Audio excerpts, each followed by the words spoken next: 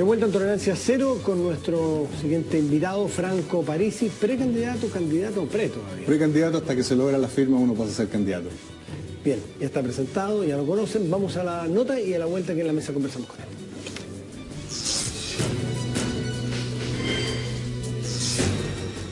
Son figuras que tienen un factor que le ponen una suerte de aire fresco a las candidaturas. El discurso antipartido es muy rentable la mayor parte de las veces. Franco Parisi calienta motores para la carrera presidencial. Si hace 3 meses ni siquiera tenía un mínimo de menciones para aparecer en la encuesta CEP, hoy no deja de llamar la atención que la tercera lo adjudique un 10% y lo sitúe como el tercer candidato más competitivo después de Bachelet y Goldborn. La emergencia de Parisi, de la misma Michelle Bachelet, ya no es una cuestión de izquierdas o derechas, es sencillamente cuán atractivos, cuán confiables también aparecen ellos como personas. No hay una carrera presidencial todavía. Lo que hay es figuras. Creo que las encuestas no están todavía midiendo intención de voto. El economista tuvo dividendos tras asesorar a la mesa social de Aysén en plena negociación con el gobierno. En adelante ha intentado afianzar un discurso ciudadano y antipartidista. No queremos deberle favores políticos a ningún partido político porque finalmente después te pasan una lista o te cobran el favor. El discurso antipartido es muy rentable la mayor parte de las veces, pero después crea muchas dificultades para los gobiernos. Pone distancia de los partidos, a tal punto que las primarias que tanto preocupan en la alianza y la concertación no son su tema. Lo suyo es medirse en una primera vuelta, aunque nunca se sabe qué pueda pasar en el camino. No sé cuál es su postura política, y a lo mejor él puede participar en una primaria de la coalición de la Alianza por Chile. Perfectamente. No lo veo participando en una primaria de la oposición. Para el gobierno, la ley de primarias ayudaría a estas definiciones y ya puso el 21 de julio del 2013 como día clave. Sin embargo, en la concertación decidieron adelantarse y fijaron el 16 de junio como la fecha límite para tener abanderado. Creo que es oportuno que los señores y señoras ministras que tienen interés en esto dejen ya de andar haciendo campaña desde el rol de ministro. Pero estamos a un año de una primaria, creo yo que no es necesario también estar sacando a los ministros sus cargos. No, yo lo entiendo eso como una crítica normal de la concertación que quieren efectivamente causarle un daño a los candidatos. Fernando Villegas. ¿Cómo está? Buenas noches. ¿Cómo está, Fernando? Lo que te voy a hacer es una pregunta que no es política, pero que nace la curiosidad de muchos y la mía luego. Tú has adquirido notoriedad en el público, en tu programa, y eres estimado, qué sé yo, y por eso que has tenido esos puntos. Pero ¿cómo sientes tú el hecho de que los gurúes de tu profesión, estos señores que hablan así su especie eternitatis, es cátedra, te miran realmente de una manera muy desdorosa, ¿no? Economistas, siempre se están tomando para la chacota tus expresiones, tus soluciones rápidas o no tan rápidas, y te están descalificando completamente, simplemente porque tienes un estilo más accesible al público, por lo que sea, o porque se supone que eres superficial. ¿Cómo lo vives esa experiencia? Primero hay que decir que nosotros fuimos en esta misma mesa. Dijimos que la economía este año iba a estar bien. ¿Te acuerdas, Fernando?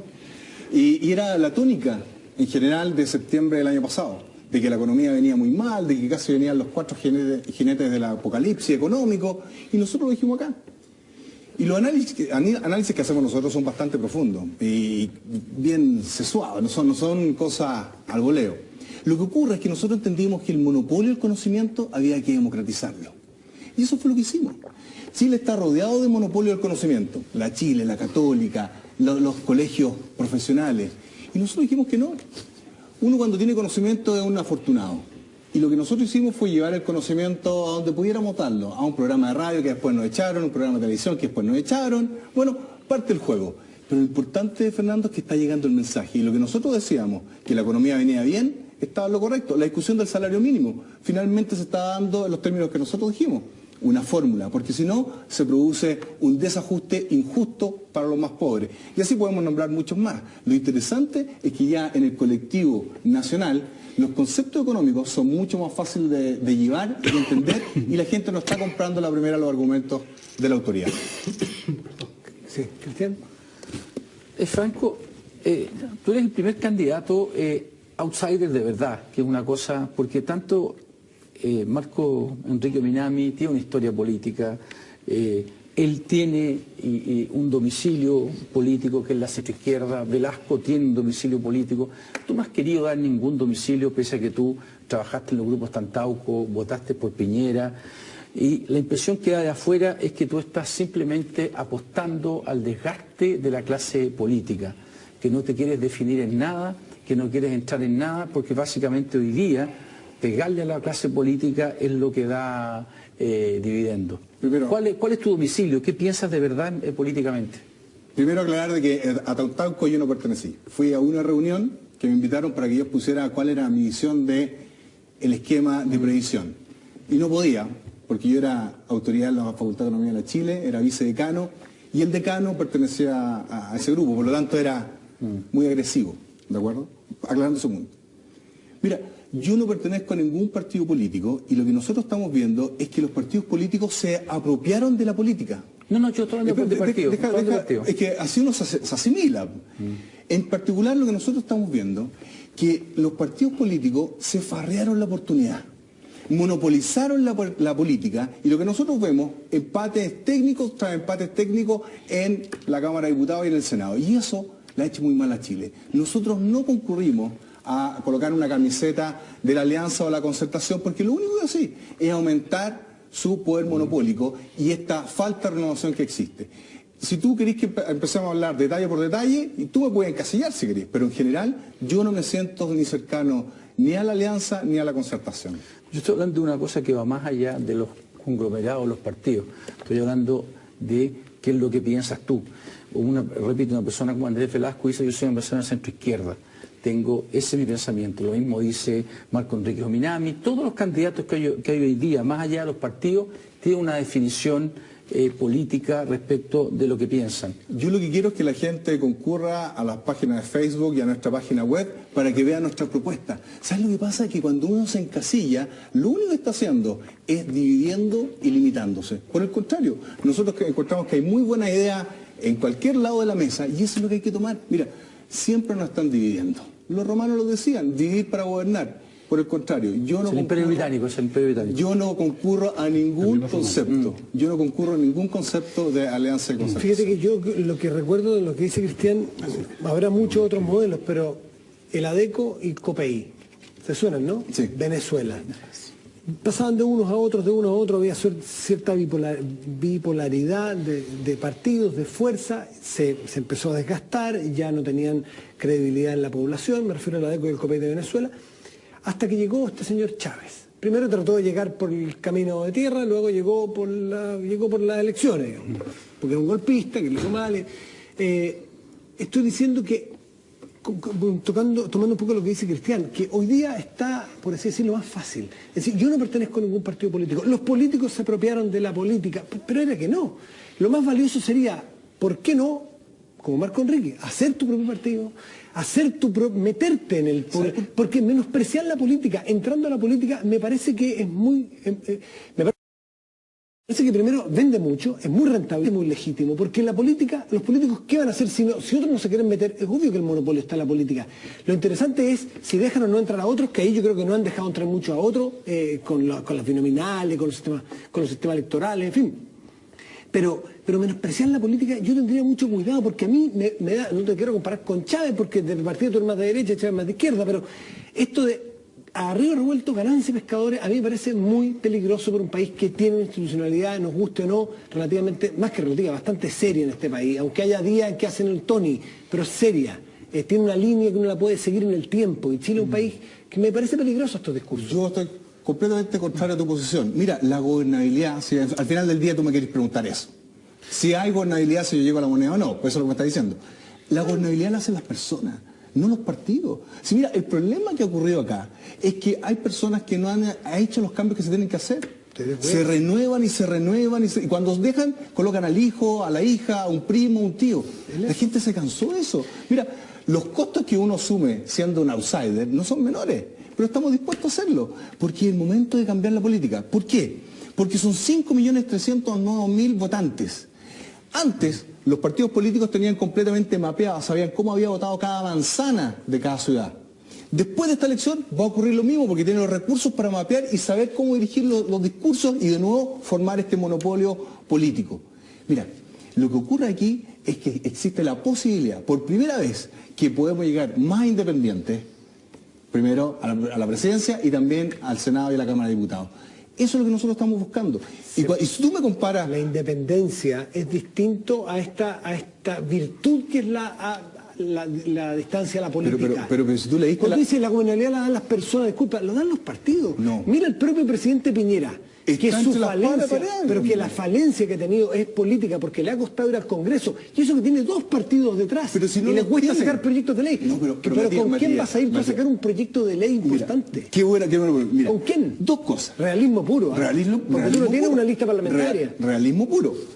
Presidente Piñera no tiene, cuando tiene que tener los votos, no lo tiene o de un lado o del otro. Siempre está diciendo, o le doy el beneplácito a Carlos Larraín o le doy el beneplácito a Jovino Novoa, por personificarlo. Siempre ha sido así, y anterior también. ¿Qué es lo que nosotros decimos? Mira, si nosotros continuamos subiendo las encuestas, van a surgir un montón de independientes y van a empezar a perforar estos guetos o feudos que tienen los actuales candidatos. Y por lo tanto va a haber un cambio en el mapeo político después.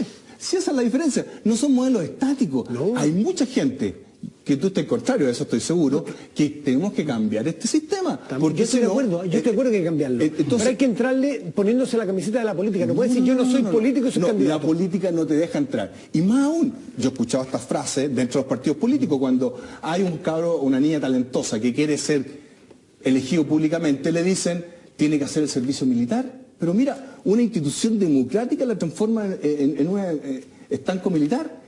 Por eso hay que cambiarlo. Y se la farrearon la oportunidad. Venía muy bien. Yo voté por Piñera, sí, porque yo quería el cambio. Pero al cabo un poco andar me di cuenta que no, el presidente Piñera, con lo poderoso que es y lo inteligente, que no es discutible eso, estaba en una esquina viendo a quién le cargaba la mano, o a Renovación Nacional o a la UDI. Y eso le ha hecho muy mal a Chile. Franco, yo no te voy a preguntar por la gobernabilidad porque supongo que antes de poder gobernar hay que ganar. Entonces te quiero preguntar sobre tu programa, lo que tú vas a proponer y como siempre pasa en el caso del presidente Piñera, de su campaña, los temas fundamentales tenían que ver con él, su historia. En el caso de Michelle Bachelet o Ricardo Lagos, con su historia. En el caso tuyo te quiero preguntar sobre 2 temas que tienen que ver con tu historia. Una, y que son tremendamente interesantes. Tú eres sostenedor de colegio y has trabajado en instituciones de educación superior. Entonces te quiero preguntar primero si tú crees que hay lucro en la educación superior, porque estás en una situación bastante privilegiada para poder aquilatarlo, lo que vulneraría la ley. Y en segundo lugar te quiero preguntar sobre una situación que me parece a mí es bastante más factible que se produzca en el futuro que las divisiones entre izquierdas y derechas, que es la división en términos de el mundo financiero versus el resto del mundo. Y eso es lo que se está viendo hoy en el caso de la Polar, sí. Eso es lo que se está viendo hoy en el caso de HSBC, que adulteró o lavó dinero, según se dice, o de Barclays, que adulteró la tasa LIBOR. El mundo financiero es un estanco aparte, sí, que crece absolutamente regulado en algunas partes, y te quiero preguntar sobre eso. ¿Es un peligro o no es un peligro para ti en tu programa? Y segundo, si que tú puedes señalar si hay o no hay lucro en las universidades. Primero, con respecto a ser sostenedor de colegio, ese fue mi hermano. Antonino arrendó unos colegios para tratar de mejorarlos financieramente. Cuando yo aparecía en la palestra, mucha gente me trató de relacionar, siendo que yo lo que hice fue dar 2 charlas sobre coyuntura y una de placas solares. ¿De acuerdo? Así que no te puedo responder por ese lado, y Antonino finalmente devolvió estos colegios y verán los dueños que lo harán. ¿Pero tú estabas en el directorio? Estaba en el directorio, sí. Más que dar 2 charlas. Sí, pero nunca, yo no recibí ni remuneración. No, si no tiene nada. Pero eso fue lo que yo hice físicamente, ¿de acuerdo? Era Antonino. Y con respecto al lucro, sí había lucro, hombre. Si es cosa de ver lo que ocurrió con la Universidad del Mar, ¿de acuerdo? Que era una sacada de plata bastante fuerte. ¿Y por qué? La pregunta es ¿por qué no se hizo, po? Si eso, desde el año 82 que existe esa ley. Alguien podría argumentar de que una ley que no tenía sentido hacerlo, podría ser con fines de lucro o no, pero ya que estaba la ley, ¿por qué no se aplicó? ¿Hace cuánto tiempo venimos diciendo que hay que hacer una superintendencia de educación? De hecho, en el gobierno de Bachelet ya está, de la señora Bachelet, hay que respetarla, estaba casi nombrado el que iba a ser superintendente de educación. y no se hizo. Entonces hay varias cosas que están ocurriendo que se tiene que respetar la ley en Chile. Por lo tanto, apliquemos la ley. Quedó claro, ¿en la universidad que tú trabajas hoy día sí hay lucro? Yo no soy universidad. No, hoy día no está en el... ¿Tú eres IEDE? Yo soy IEDE, que es una sucursal de la Universidad Europea de Madrid. Pero opera, no opera como universidad... No opera como Pero universidad. cuando tú dices, por supuesto que había lucro y sacas el ejemplo de la Universidad del Mar, ¿ese es el ejemplo? No, yo creo que todas. Yo creo que todas, porque todos tenían el sistema este de las inmobiliarias. ¿De acuerdo? No era sin fines de lucro y se hacía a través de las inmobiliarias. Yo lamento que no se haya aprobado el informe de lucro en la universidad. ¿Y cómo no se aprobó? De nuevo, 50% y 50%. Ese es el problema, que no se llega a solucionar los problemas y se deja con un empate técnico y todo feliz y se guarda este informe que no sirve para nada. Ese es el problema que hay que solucionar. André, Al mercado financiero. Mira, ¿sabes lo que pasa, Fernando? Que es un tema que a mí me apasiona. El mercado de las finanzas crece tan rápido con una evolución que nadie alcanza a tomarle la mano. Pero Chile hay que cambiar la estructura. En Chile entra el presidente y nombra al superintendente de banco y al superintendente de valores y seguros. La pregunta es, ¿dónde está trabajando el ex superintendente de banco? Está trabajando en un banco. Por lo tanto, no puede regular. Toda la regulación financiera debería ser muy firme, pero también con visiones de largo plazo. Nosotros queremos, si llegamos al gobierno, que todas las superintendencias duren 10 años en el cargo, con 5 de prohibir de que vaya a trabajar a la industria monitoreada, para que pueda ejercer la opción de control. Si tú tienes 4 años de gobierno, el superintendente dice, bueno, trabajo 2 años y los otros 2 estoy buscando pega porque después tengo que pagar 1 o 2 matrimonios, una casa, hijos en la universidad, etcétera. Eso está muy mal.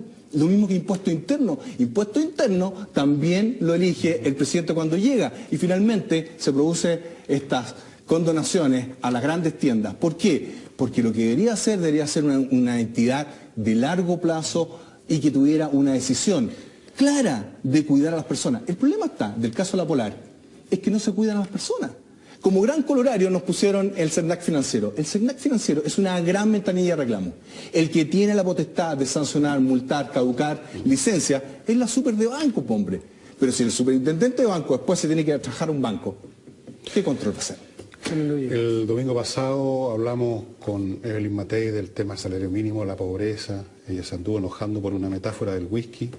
Hace un ratito atrás hablamos de la pobreza y el salario mínimo con el ministro Lavín, así que para hacer algo distinto me gustaría hablar de la pobreza contigo también. Porque resulta que parece ser aquí que hay algunas confusiones entre desigualdad y pobreza por un lado, salario mínimo y lo que se necesita realmente para vivir, para que, lo que antes se llamaba sueldo vital, ¿te acuerdas? Claro, el famoso sueldo vital. Después se confunde esto con el tema de la competitividad internacional, como quien dice, si me suben 10 lucas más al ascensorista, mañana se derrumba el comercio de vino. Bueno, hay una serie de confusiones, algunas son interesadas y otras son el resultado simplemente de un poco de confusión, llamémoslo así.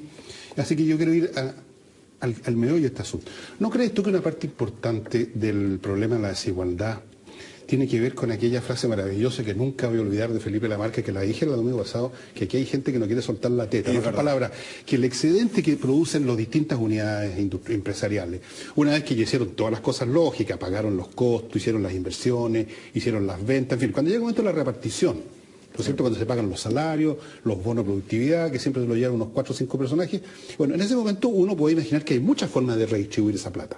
Pagar mejor al ascensorista y quizás no también al economista que está cortando la grasa.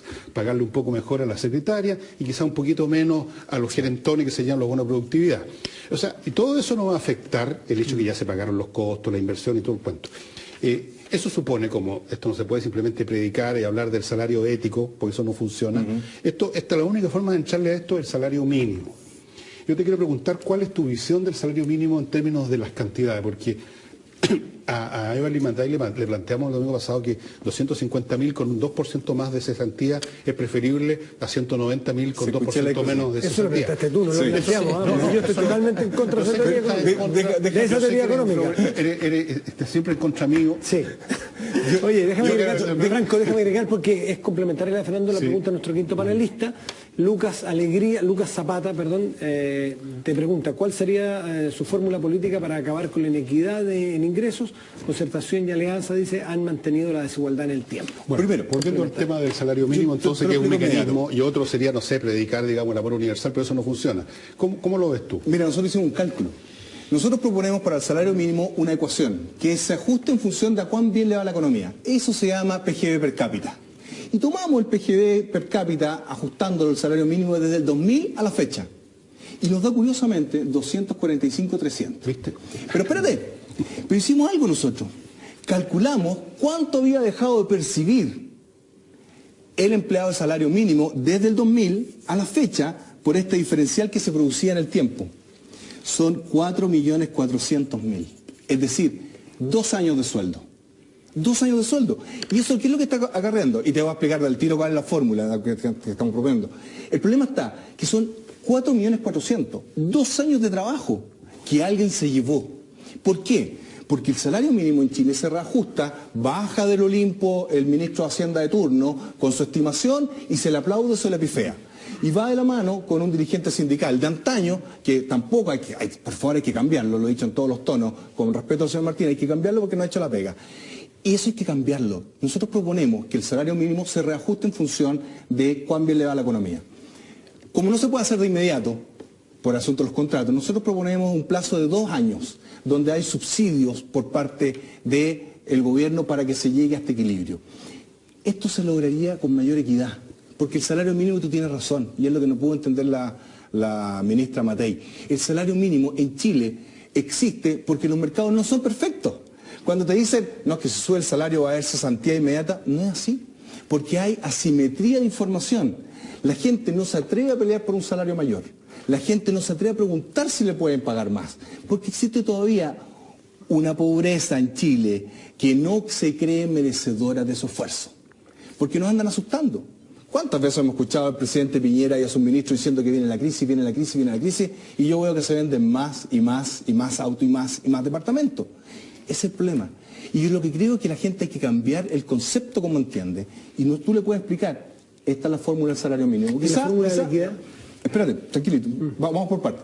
Y la fórmula de equidad. Chile es un país sumamente inequitativo. De hecho, le robé una cifra a Fernando Paulsen una vez que estuvimos juntos en una presentación por una empresa minera, donde la niña Repete, una niña muy inteligente, la Andrea Repete, muy inteligente, mostraba que si Chile llegaba a ser un país desarrollado, el 20% más rico iba a vivir como Luxemburgo y el más pobre como el Congo. Y eso se cambia ¿cómo? Con políticas públicas. Mira, me da pena que seguirle perjudicando al ministro Lavín, pero nosotros hicimos un cálculo, según los números de él. Son 472.000 los por extremo, multiplicado por 36.000 pesos mensuales, por 12, para eliminar en Chile la extrema pobreza se necesita aproximadamente 400 millones de dólares. ¿Sabes cuánto es el presupuesto del ministerio del ministro Lavín? 1.000. Es decir, con el 40%. ¿Cómo invierte esos 400 millones de dólares? Gracias por la pregunta. Se tiene que invertir corto, mediano y largo plazo. Bueno en alimentos, porque lamentablemente es así. Gran parte del ingreso de las personas se va en alimentos. Además, capacitación. Tú tienes que capacitarlo especialmente en habilidades blandas, porque ya los trabajos son mucho más flexibles. Y tercero, mejorar la vivienda, erradicar plenamente los campamentos en Chile. De hecho, yo tengo conversado con una persona que si llegamos al gobierno, poder eliminar completamente los campamentos. Ya lo tenéis conversado con una persona para que elimine totalmente los campamentos. ¿Y por qué no lo propones al tiro para que efectivamente ahora se elimine los campamentos? Porque lo van a echar, pues te gallo, si lo propongo. Pero si es tan simple como tú lo planteas, ¿por qué no se hace ahí una conspiración? No me digáis que vaya a acabar con la UEF en 5 minutos también. No se puede. Mira, el problema de la UEF... No, pero... Sí, está bueno esa pregunta. ¿Por qué no se hace así? Claro. Son 400 millones que están disponibles, hay una conspiración contra los pobres, ¿cuál es la...? Hay una inercia en montones de decisiones. Por ejemplo, el caso de la Polar, ¿se va a volver a repetir? ¿Por qué no se hacen las medidas correctas, hombre? Lo que se hizo fue un SECNAC financiero, que ya te dije que es una ventanilla de reclamo. Lo que hay que hacer es empoderar a la superintendencia de bancos, pero con un proceso de largo plazo. Mira, nosotros hemos propuesto todas estas medidas. La eliminación de los campamentos, hay que colocarle una fecha límite. En este momento está el exministro Kast. ¿Dónde está el programa? Yo lo he buscado en todos lados. Revisé tu diario, no lo encuentro. Se tiene que eliminar los campamentos. Chile tiene más de 40.000 millones afuera. Le hemos prestado a los gringos 18.400.000 millones de dólares.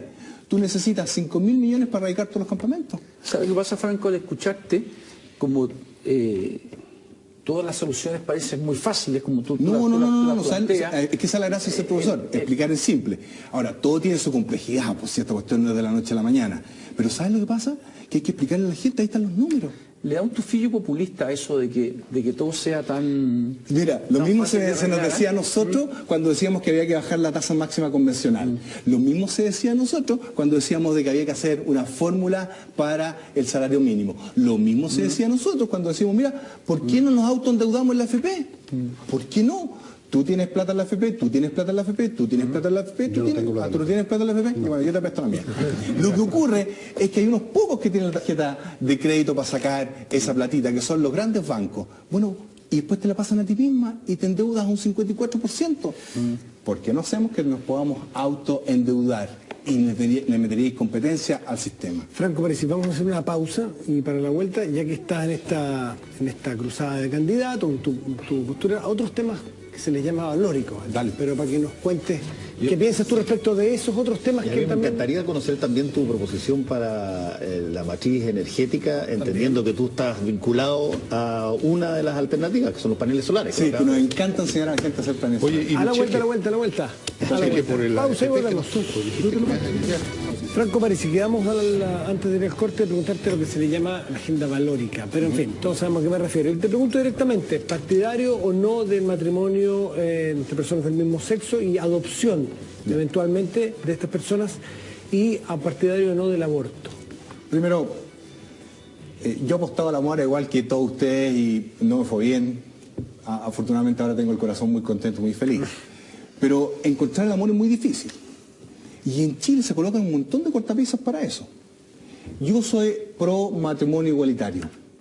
Revisando la historia, ¿cuántas parejas del mismo sexo existen en la historia?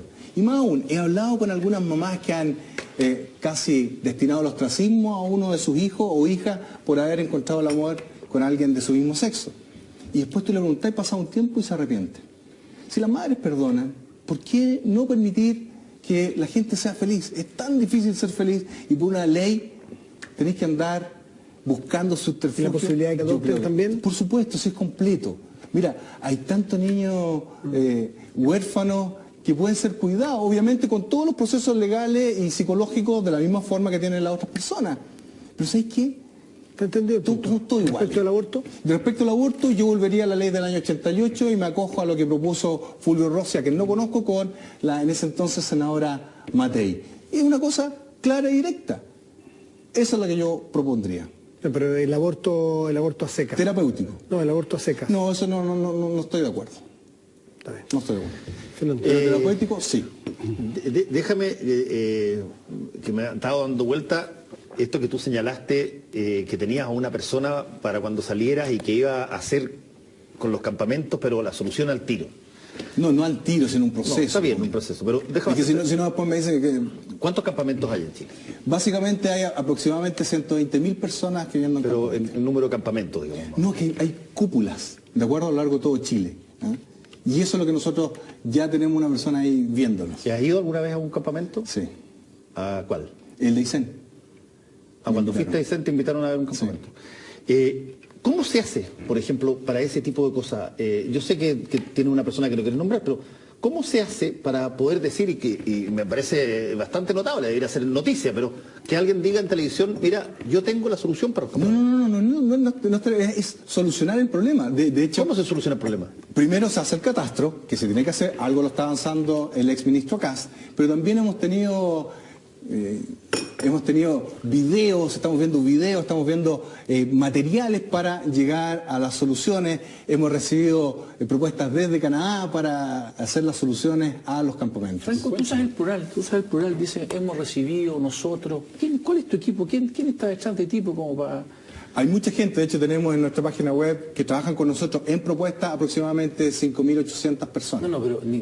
Dentro del grupo más cercano, la mayoría de ellos está trabajando, tanto en el gobierno como en empresas. Si yo doy el nombre de ellos, lo más probable es que mañana o pasado mañana lo echen. Incluso algunos trabajan en los ministerios de los presidenciables.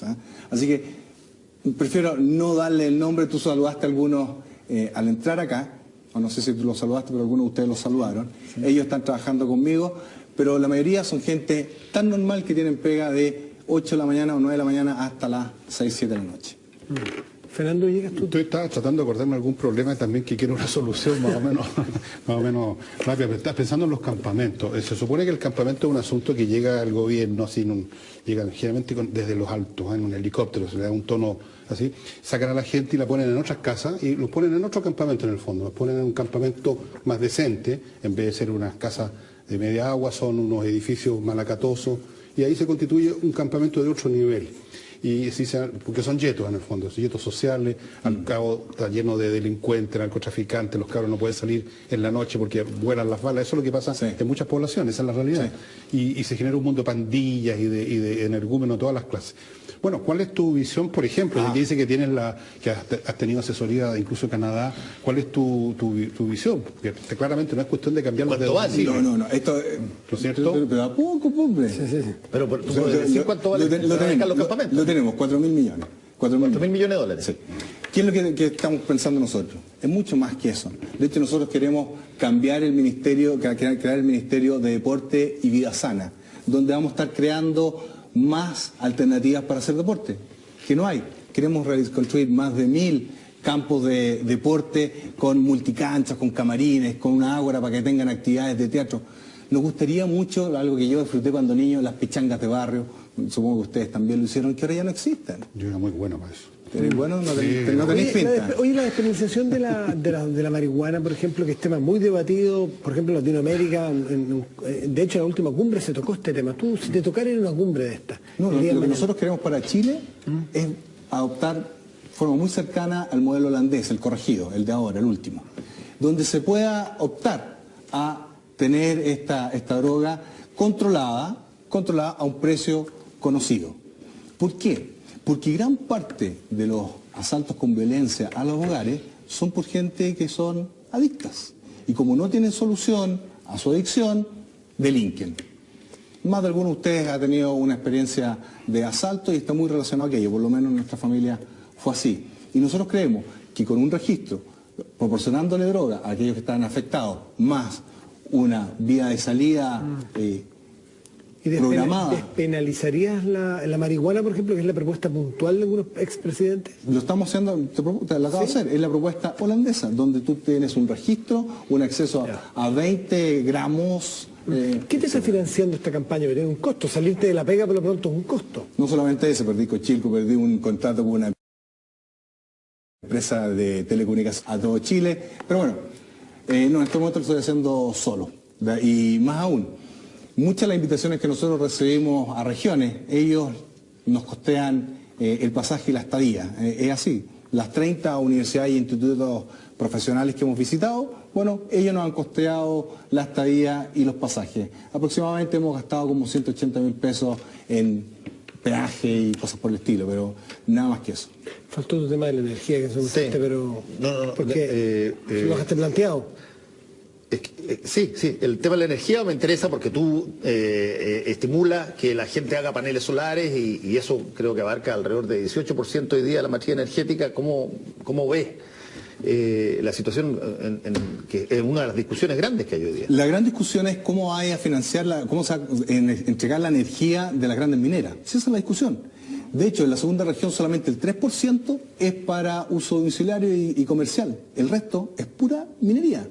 Gran parte de la energía que se quiere construir en Aysén es para abastecer a las empresas mineras. Nosotros creemos que es un problema que tiene que ser solucionado con la venia del gobierno, por supuesto, por las mineras. A nivel domiciliario, nosotros creemos que la energía en Chile que se paga es extremadamente cara. De hecho, una de las más caras a nivel mundial. Son $1,74 el kilowatt y después lo sigue Estados Unidos con $1,06. La diferencia es significativa. Nosotros queremos proporcionar mayores alternativas, especialmente en las celdas fotovoltaicas. De hecho, una empresa china va a construir una tremenda planta en el norte para construir celdas fotovoltaicas y eso va a permitir un ahorro. Nosotros queremos aproximadamente 1 millón de hogares con celdas fotovoltaicas, donde al final esta señora dueña de casa no vaya a pagar la cuenta a Sencillito, por el contrario vaya a buscar un cheque porque ya se aprobó afortunadamente. En Alemania está ese sistema. De hecho acá ya se pasó, nosotros apoyamos mucho el senador Horvath y se aprobó la ley de cogeneración. En lo que está en discusión es cuánto es el precio, ¿de acuerdo? Nosotros queremos que sea 1.6, lo que te paguen funciona a 1. ¿Cuándo tienen las 40.000 firmas? Vamos a empezar a hacerla a partir de noviembre. Entre octubre y noviembre de este año vamos a empezar a levantar las firmas. Si te invitaron a una primaria, la derecha supongo, ¿te invitaron en tu día o tú vas a la papeleta como No, yo decía quiero ir a la Marco papeleta. Yo quiero estar ahí, porque si tú salís en la primaria, te tienen que autorizar alguno de los presidentes de los partidos políticos y después ese favor se cobra. Yo no quiero deberle favores políticos a nadie. Pero es que perdona. Si yo voy a un lugar donde me pagan para que yo dé una charla que tiene que ver con mis cosas, ok, yo voy y me pagan. Pero si tú eres candidato presidencial y acabas de decir de que tú vas financiado por eventualmente a quién vas a beneficiar como presidente, no entiendo. En algún momento dado le debes algo a alguien. ¿Cómo? ¿A qué te refieres? Acabas de decir de que tú, la forma de financiar, cuando la pregunta que te dijo Matías, ¿sí? La forma de financiar tu campaña es que a ti te pagan para que tú vayas. No, solamente el transporte. Lógico. Y la estadía. Eso, nada transporte más. Y estadía. ¿Ya? Ok, te pagan. Esa persona te paga para escucharte. Entonces le voy a dar un favor como a 2 millones de alumnos que me escuchan. Excelente. Yo le quiero deber favores a todos y cada uno de los chilenos y no se lo quiero deber a 5 presidentes de partido. No, me parece estupenda la respuesta. La pregunta es que en algún momento dado tú tienes que decidir hacia quién te vas a inclinar. Alguien te va a prestar más plata que otro.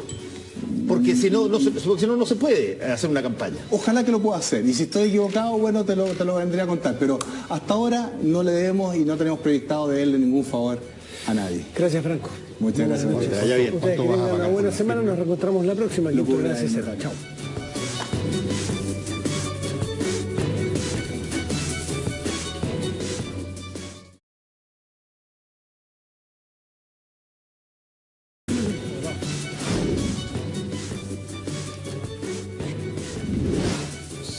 De vuelta en Tolerancia Cero con nuestro siguiente invitado, Franco Parisi, precandidato, candidato todavía. Precandidato, hasta que se logra la firma uno pasa a ser candidato.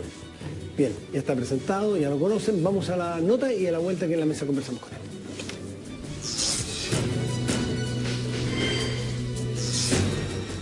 Son figuras que tienen un factor que le ponen una suerte de aire fresco a las candidaturas. El discurso antipartido es muy rentable la mayor parte de las veces. Franco Parisi caliente. Autoridad en el público, en tu programa, y eres estimado, qué sé yo, y por eso que has tenido esos puntos. Pero ¿cómo sientes tú el hecho de que los gurúes de tu profesión, estos señores que hablan así subespecie eternitatis, ex cátedra, te miran realmente de una manera muy terrorosa, ¿no? Economistas, siempre se están tomando para la chacota tus expresiones, tus soluciones rápidas o no tan rápidas, y te están descalificando completamente, simplemente porque tienes un estilo más accesible al público, por lo que sea, o porque se supone que eres superficial. ¿Cómo lo vives esa experiencia? Primero hay que decir que nosotros fuimos...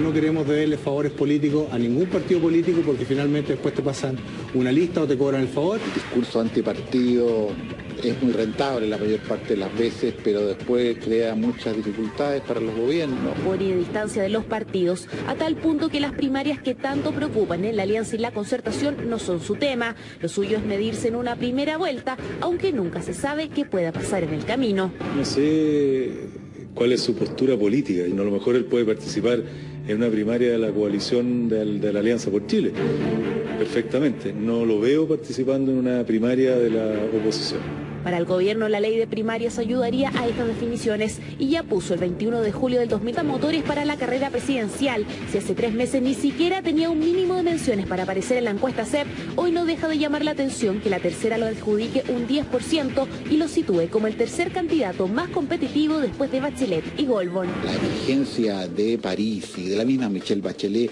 ya no es una cuestión de izquierdas o derechas, es sencillamente cuán atractivos, cuán confiables también aparecen ellos como personas.